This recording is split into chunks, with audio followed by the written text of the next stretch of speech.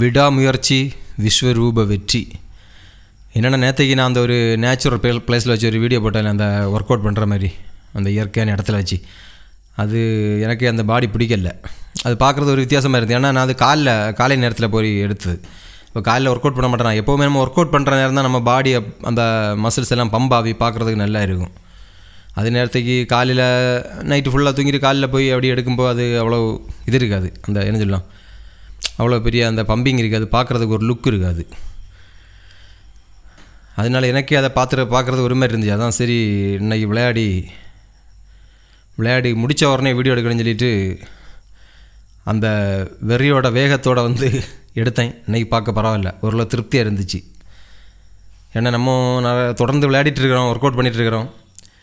அது நேற்றுக்கு அந்த பாடியை பார்க்கும் எனக்கே ஒரு இதாக இருந்துச்சு. எப்போவுமே நம்ம இந்த வீடியோ அந்த ஃபோட்டோலாம் எடுக்கும்போது என்ன பார்த்திங்கன்னா, நம்ம எப்படி சொல்லலாம், ஒர்க் அவுட் பண்ணி முடிஞ்சு அந்த டைம் எடுக்கணும். அப்போ தான் பாடி பம்பாகி பார்க்குறதுக்கே நல்லா இருக்கும்.